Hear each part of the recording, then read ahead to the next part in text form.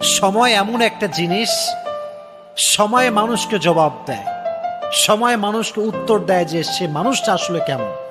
আপনাকে যদি কেউ ভুল বুঝে ব্যাখ্যা দিবেন না, just wait for the right time.